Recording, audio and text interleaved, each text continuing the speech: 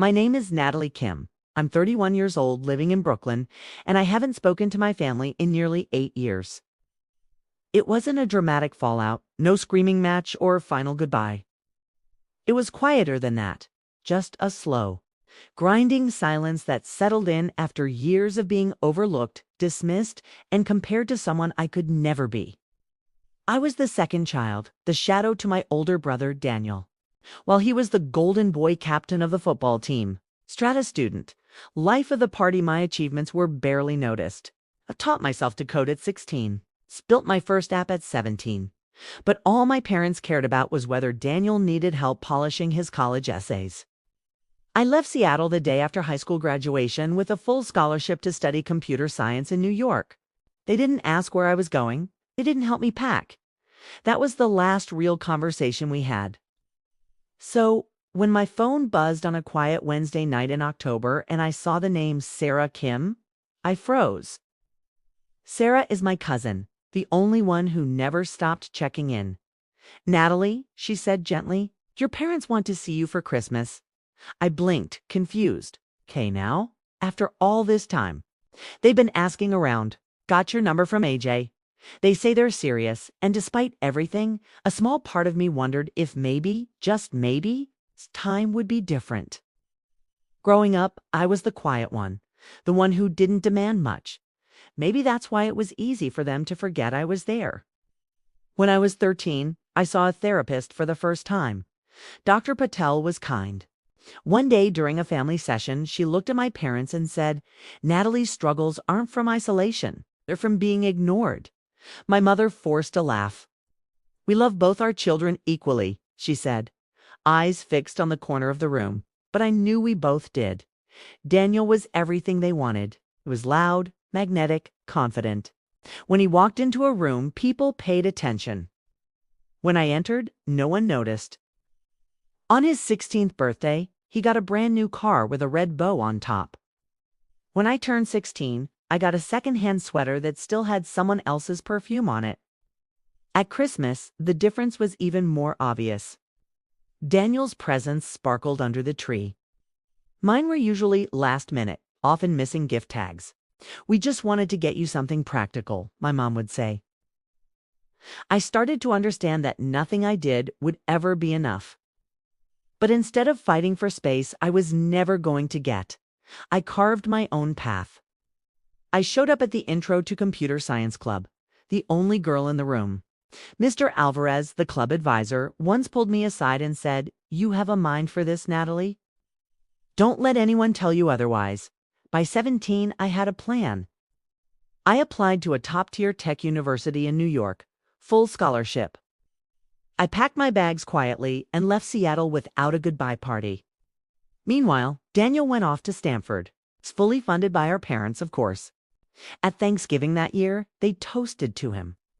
"To Daniel," my dad said, making us proud. "And Natalie," my mom added with a polite smile. "We're encouraging her to look into steady work." Someone suggested I apply as a dishwasher at their diner. I didn't laugh. I just made a silent promise to myself. One day they would know exactly who I am, and they'd regret ever making me feel like I didn't belong. New York was loud, fast, and unapologetically indifferent. A place where no one knew my past, and I liked it that way. I worked 2 jobs during my first year, waitressing, late nights, and tutoring calculus on weekends. I kept showing up. Every class, every assignment, every coding challenge. I didn't just want to succeed, I needed to. By the time I graduated, I was top of my class. Before the ink had dried on my diploma, I received 3 job offers. I chose a cybersecurity firm with contracts for major banks and government entities. It was high stakes, and exactly the kind of quiet puzzle solving I had always loved. I didn't post about it on social media. I didn't call home. I built a life no one in Seattle even knew existed. Within 4 years, I had led a multi-million-dollar integration project for a global financial institution. My bonus from that project, $150,000 after taxes, enough to finally stop renting. A week later, I signed papers on a brownstone condo in Fort Greene. It wasn't just a home. It was a milestone no one could take from me. 2 weeks before Christmas, I hosted a small housewarming. No family, just friends. To Natalie, my friend Lisa said, the quiet one who turned silence into strength. I wasn't going back for them. I was going back for myself.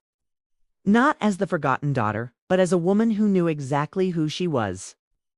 And this time, they would too. The week of Christmas, I took a few days off work, packed my car, wrapped thoughtful little gifts for each family member, and began the 6-hour drive to North Seattle. As I pulled into the old neighborhood, everything looked smaller than I remembered. Duller. My parents' house was worn down. The paint chipped. The porch light flickered. I stood on the porch holding my breath, then rang the bell. Natalie. My mother blinked as if seeing a ghost. Wow, it's really you. She gave me a brief, stiff hug. You look different. Inside, the scent hit me like a memory. Old wood polish. Mothballs. Well, look who finally showed up, someone muttered. Is she wearing sweats? Another whispered. I glanced down at my outfit. Tailored black slacks, a cashmere turtleneck, and a wool coat. Quiet luxury, but clearly lost on this crowd. Then Daniel stepped out from the kitchen, beaming like a celebrity. Everyone, this is Mia, my wife, he announced, motioning to the pregnant woman beside him. And this is your future niece or nephew. Congratulations, I said, offering a polite smile. Daniel smirked, still coding in a corner somewhere. I work in tech, I said simply. Tech, he repeated, laughing. Like fixing printers or answering help desk calls? He turned to Mia, shaking his head. Natalie was always the weird one. Probably living in someone's basement. I didn't take the bait. I'd already done the math. Daniel's startup idea, his charm, his big talk. It had always been noise. Mom clapped her hands. Dinner will be ready soon, she said, then turned to me. You can put your things down. Daniel's using your old room as his office now, so you'll be sleeping on the couch. Of course he was. Now, of course I would be. The night trickled on, each moment a slow drip of the same old roles. Aunt Linda pulled me aside. Your brother's starting a business? He's such a visionary, she whispered. I write enterprise-level software, I replied as if it mattered. She waved it off. Well, someone has to do the boring stuff. Uncle Rick leaned in while carving the ham. There's still an opening at my diner. Dishwasher, honest work, if you need something steady. I forced a polite smile. Thanks. I'm good. Good wasn't even the half of it. But they'd find that out soon enough.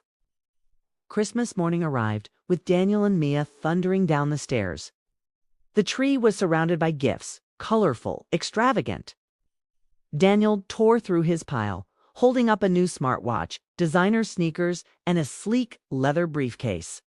Then came the gifts from me. Thoughtful, practical, from someone who had paid attention.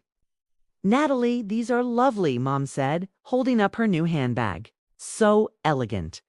But when it was my turn, something shifted. Mom looked around. Oh no, she gasped a little too loud. Natalie, we completely forgot yours. Daniel burst into laughter. Just like when we were kids, he said, grinning. Don't cry this time, he winked at Mia. And just like that, something inside me crystallized. Not sadness, not anger, just sharp, unwavering clarity. I didn't flinch. I didn't beg. I reached into my purse and pulled out a small keychain. The brushed steel gleamed. What's that? Mom asked, her smile faltering. Keys, I said simply. To my new apartment I closed last week. The room went still. Dad leaned in. You bought a place? With money I earned, I replied calmly. My company just licensed a cybersecurity framework I developed to a global bank. The bonus was solid. How solid? Mom's voice sharpened. I shrugged casually. About $150,000. After taxes, Daniel stopped mid-chew. Mia's eyes widened. The air thickened. For the first time, they looked at me. Not past me, not through me, at me. And they didn't know who they were looking at anymore. I wasn't the girl on the couch. I was the one who had outgrown every story they ever told about me. Mom's smile twitched as she tried to recover. "Sweetheart, why didn't you tell us?" she asked. All sugar and warmth. "We're so proud of you." Dad nodded, eyes bright. "Daniel, did you hear that? Your sister works with Fortune 500 companies." Daniel didn't respond. His jaw was tight. Mia leaned over and whispered something in his ear. Mom slid closer to me on the couch. "So tell us about this apartment. How many bedrooms? Two baths?" "Fort Greene, close to work," I said plainly. She beamed. "We should come visit sometime. Families should stick together." Now they remembered the word. But before I could reply, Dad stood and cleared his throat. "Before you head back," he said, "we should talk about something important." I already knew where this was going. Daniel stepped forward. "So, I've been working on a startup idea," he began. "It's going to change everything. Just need some capital to get rolling. How much?" I asked flatly. He smiled like he'd rehearsed this. "It's just $200,000. With what you're making, that's nothing, right?" I stared at them. The same people who watched me wait tables in college. The same parents who laughed when Uncle Rick offered me a dishwashing job. "No," I said. The smiles fell instantly. "What do you mean, no?" Mom snapped. The syrup gone from her voice. "I mean, I'm not giving you any money," I said calmly. "Not for Daniel. Not for anything." Dad blinked. "But we're family." I looked him in the eye. Where was that family when I slept on a couch in a shared apartment? "When you sent Daniel to Stanford and left me to figure it out on my own?" Mom's lips pursed. "That was different. You had money for Daniel. Daniel showed promise. I stood up slow and deliberate. I need to leave." "You selfish brat," Daniel spat. "After everything we've done for you, what exactly did you do?" I asked. No one had an answer. I walked toward the door with my bag in hand, their voices following me, angry, pleading, disbelieving. "You'll regret this," Mom shouted behind me, her voice sharp with fury. "I won't," I said without looking back. And I meant it. As I pulled out of the driveway and merged onto the freeway, my phone started lighting up. Texts, calls, voicemails. I pulled into a rest stop an hour later, scrolled through the messages, then blocked every single number. Back in Brooklyn, I poured a glass of wine, sat on my balcony, and watched the city lights blink across the skyline. Sarah texted. "Heard what happened? Sorry about them." "Don't be," I replied. This was the best gift they ever gave me. Freedom. The next morning, I woke up to dozens of new messages. Not from my parents, but from extended family. "Your mother told us what happened. How could you abandon your family like that? Daniel is trying to build something. You should support him." One by one, I blocked them all except Sarah. "Jesus, Natalie," Sarah sighed. "The whole family's in meltdown mode. Your mom's calling everyone saying you're rich and heartless." "Good for her," I said dryly. "She says you've forgotten where you came from." "Of course she does," I replied. "Because if she admits what really happened, she'd have to acknowledge how badly they treated me." Sarah was quiet for a moment. Then her voice softened. "I'm proud of you for what it's worth." "It's worth a lot," I said. "You're the only one I still care to hear it from. You really okay cutting them off for good?" "Sarah," I said gently, "I cut them off 8 years ago. Just made it official." 6 months passed. Peace wasn't loud. It was quiet and steady, and I had built it brick by brick. Sarah still called every week. "Jake's daughter was born last month," she told me. Madison. According to Sarah, Daniel and Mia were still living with my parents. The startup was still just talk. My parents had turned my absence into a tragic tale they repeated at every gathering. 3 months after that Christmas, I met someone, Ethan, a freelance designer with a gentle laugh and eyes that didn't demand anything from me. Work was thriving. I had just been promoted to lead systems architect. My ideas carried weight. I was building something meaningful with people who saw me. And then one day, my phone rang again. "Daniel." "Hey, Natalie," he said, overly cheerful. "Thought we could catch up." "What do you want?" I asked, cutting to the point. Well, Madison should meet her aunt. Things are a little tight right now. Mom and Dad's house needs work. It doesn't matter, I said, and hung up. Then I blocked his number. A few weeks later, Sarah called again, trying not to laugh. They're turning your old bedroom into a nursery, she said. It never felt like mine, I replied. Let them use it for something new. My favorite was Aunt Linda's voicemail. Family is forever, Natalie. But I had already walked away. Ethan and I were planning a trip to Japan. Sarah texted again. Mom saw your post.